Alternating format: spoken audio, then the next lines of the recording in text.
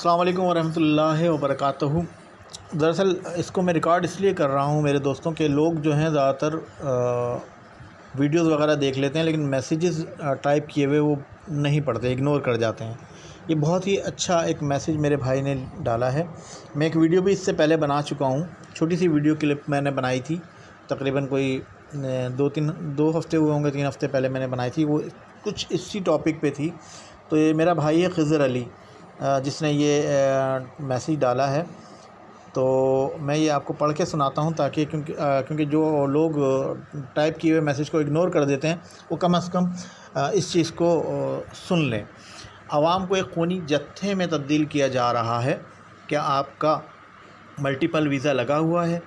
اگر نہیں تو جاگتے رہنا، پھر نہ کہنا دیر ہو گئی۔ یہ جو ملک میں انارکی پھیل رہی ہے، آج یہاں لڑائی، کل وہاں لڑائی، فلاں پارٹی کا جلسہ، فلاں پارٹی نے فلاں لوگوں کو مارا، اداروں کے خلاف نعرے بازی، عدلیہ پہ وار، یہ سب انہی چالوں کا حصہ ہے۔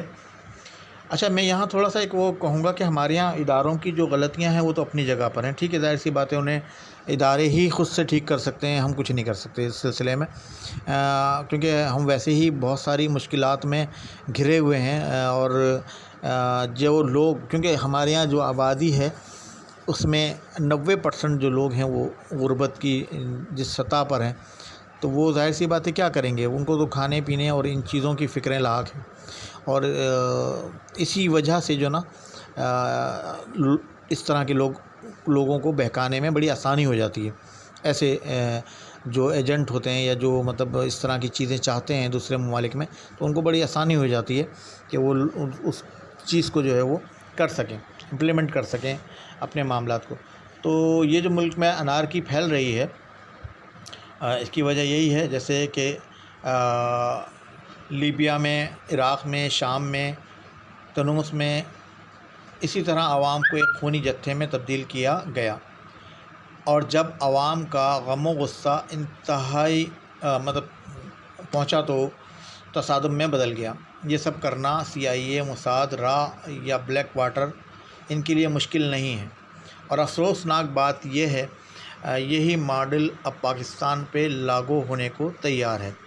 یعنی یہ سب جو چیزیں ہیں اب یہ چاہ رہے ہیں کہ ان ملکوں میں تو اسی طرح انہوں نے فسادات پھیلا کے اور آرم فورسز کو عوام کے ساتھ لڑوا کے جو ہے وہ اپنا اثر رسوخ پیدا کر لیا، تو یہی اب پاکستان میں چاہ رہے ہیں، کیونکہ باقی چیزیں تو وہ کر کے دیکھ چکے ہیں، لسانی فسادات بھی کر کے دیکھ چکے ہیں، اور ہمیں جو ہے وہ ایک دوسرے فرقہ وارانہ فسادات میں بھی ساری یہ چالیں چل چکے ہیں۔ یہ تو اب یہ چاہ رہے ہیں کہ کسی طرح سے یہ جو ہے پاکستان کی عوام اپنی آرم فورسز اور دوسری جو عدلیہ وغیرہ ہیں ان سے بھڑ جائیں، تاکہ ہم پھر اپنے جو ہے وہ جو ان کے عزائم ہیں جو خوفناک قسم کے، انہیں وہ پورا کر سکیں۔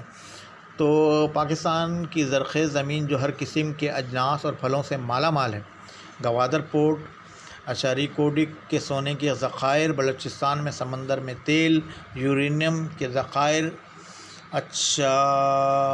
نکل کے ذخائر، لیتھیم کے ذخائر، اور پاکستان کے جوان آبادی کی شرح۔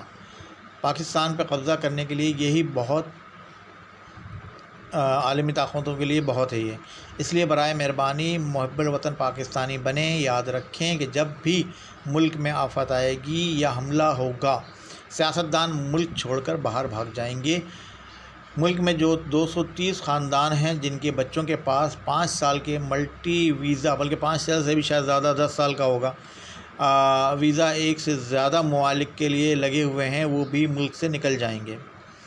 اب پیچھے بچیں گے ہم اور آپ، اور ہماری طرح کے اپر مڈل کلاس لوگ جو ہوں گے، تو وہ لوگ جو غربت کی لکیر کے اوپر، جیسا کہ میں پہلے اوپر بتا چکا ہوں، نیچے رہ رہے ہیں۔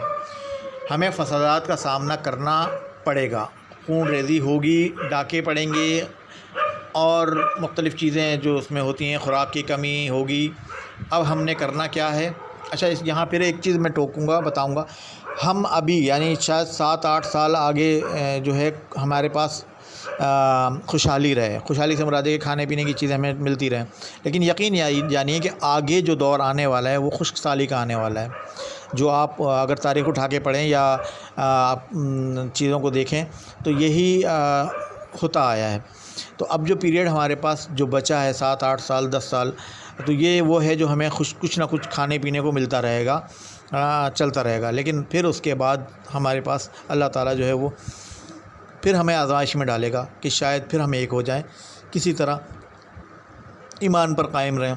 تو پلیز اس چیز کو سمجھیں، ہمارے پاس یہ 8 10 سال ہی ہیں، اس کے بعد پھر ہم نے جو ہے وہ 35 سالی کی طرف آگے بڑھنا ہے۔ تو ظاہر سی بات ہے ترقی تو پھر جو 75 سال میں نہیں ہوئی تو وہ آگے کیا ہوگی۔ تو لیکن بہرحال پھر بھی آپ نے جو ہے ان چیزوں سے بچنا ہے کہ کیونکہ یہ ایک ان کے پاس بہت ہی اچھی اپرچونٹی ہے، بہت اچھا موقع ہے عوام کو بھڑکانے کا اور اس طرح جو ہے وہ مختلف اداروں سے لڑوانے کا۔ سب سے پہلے تو کسی بھی قسم کے انتشار کی پوسٹ کو نہ پھیلائیں۔ ویری گڈ، بہت اچھی بات اس نے لکھی ہے۔ یاد رکھیں میڈیا اس 5th جنریشن وار کا سب سے اہم ہتھیار ہے، اس لیے کسی بھی خبر پر اندھا دھند یقین نہ کریں، نہ ہی آگے شیئر کریں۔ یہ تو حدیث شریف بھی ہے اس سلسلے میں۔ کسی بھی جگہ انتشار کی کیفیت پیدا ہوتی دیکھیں تو کوشش کریں لوگوں کو سمجھائیں۔ سیاسی پارٹی کی خاطر محلے دار تجارتی شراکت ہمسایہ داری کے حقوق کو نظر انداز نہ کریں۔ Very good, best message. ان کے حقوق زیادہ ہیں۔ اداروں کے خلاف پوسٹ نہ کریں مگر اتنی تنقید کریں جتنی جائز ہے۔ یعنی اگر کوئی ادارہ غلط کر رہا ہے تو ٹھیک ہے، آپ ضرور لکھیں کہ یار آپ کو ایسا نہیں کرنا چاہیے، کیونکہ ہم اگر کسی ادارے کی بات کرتے ہیں، ادارے کی بات، تو وہاں جو چند برے لوگ ہوتے ہیں وہی دراصل یہ فساد کھڑا کرنے کے جو ہے نا موقع دیتے ہیں یا تنقید کرنے کا موقع دیتے ہیں، ورنہ سب نہیں ہوتے۔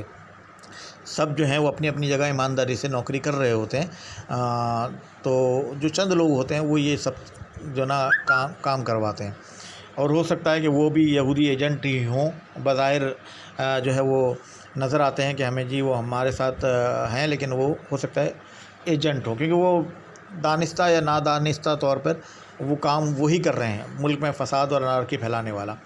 ہم خود کو مسلمان کہتے ہیں، ہمارا کم از کم کوئی اخلاقی معیار تو ہونا چاہیے۔ گفت و شنود میں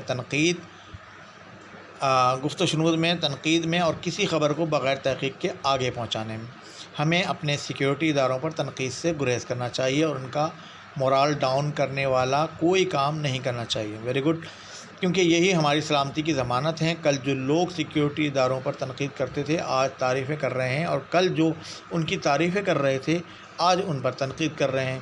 وہ تو انہوں نے ایک کھیل بنایا ہوا ہے سیاسی لوگوں نے کہ ان کا تو کام یہی ہے کہ جب اپنے اوپر پڑتی ہے، اپنی دم پہ پیر پڑتا ہے تو چلانا شروع کر دیتے ہیں۔ لوگوں کو معیار کا ان لوگوں کے معیار کا آپ لوگوں کو اندازہ ہو ہی گیا ہوگا۔ اب ہمیں سمجھدار ہونے کی ضرورت ہے۔ یاد رکھیں ہمارا ملک سلامت ہے تو ہم سلامت ہیں، اس لیے ہمیں اس ملک کی سلامتی و بقا کی جدوجہد کرنی ہے۔ بہترین، ہر مسلمان کے لیے کسی بھی سیاسی وابستگی سے قبل اپنے ایمان کی حفاظت، جان کی حفاظت زیادہ ضروری ہے۔ بہترین، یاد رکھیے شخصیت پرستی فتنہ عظیم ہے۔ کسی بھی لیڈر کی اتباع میں اتنا آگے نہ بڑھ جائیں کہ آپ کا ایمان داؤ پر لگ جائے۔ ویری گڈ، بہترین۔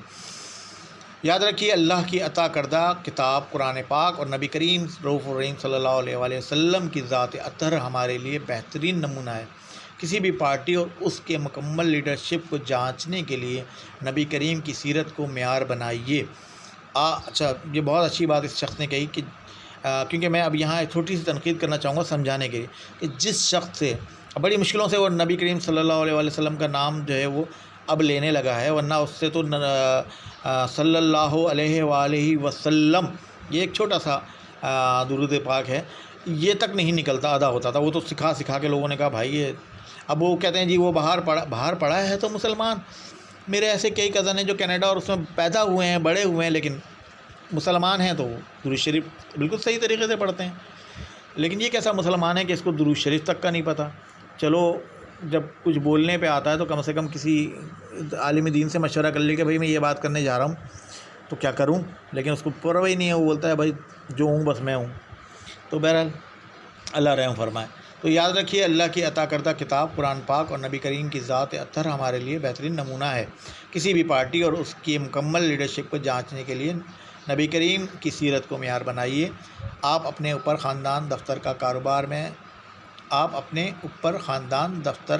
میں اسلام قانون کو حد الوسیع عمل میں لائیں اور پھر دعاؤں کا خصوصی اہتمام کیجیے۔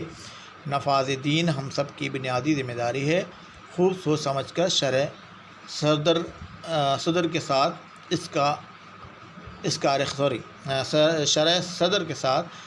اس کار خیر کا عملی حصہ بنیے۔ خصوصی التجا کرنے والا اللہ کا ایک ادنا بندہ جو سب سے پہلے دین ایمان، پھر ہمارا پاکستان پیارا ملک ہے تو ہم ہیں، ہماری شناخت ہے۔ اللہ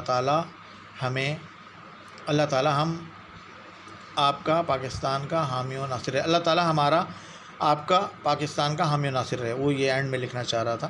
تو بہرحال یہ میسیج تھا جو میں نے اس سب کا، جو بہت ہی اچھا بھائی ہے میرا خضر، اس نے جو ہے وہ یہ ٹائپ کر کے ڈالا، تو میں نے کوشش کی، خضر علی، تو میں نے کوشش کی کہ یہ میسیج جو ہے، جو لوگ اگنور کر جاتے ہیں، مطلب وہ نہیں دیکھتے، وہ کہتے ہیں یار کون اتنا لمبا میسیج پڑھے، تو وہ اس کو اگنور کر جاتے ہیں، تو میں نے اس کو اپنی وائس میں ڈال دیا ہے تاکہ کم از کم اس کو آپ پڑھیں۔ یہ بہت اچھا میسیج ہے، بہت اچھی بات اس نے لکھی ہے، یا جس نے بھی لکھی ہے، اگر اس نے کاپی پیسٹ کی ہے تو بہت اچھا کام کیا ہے اس نے۔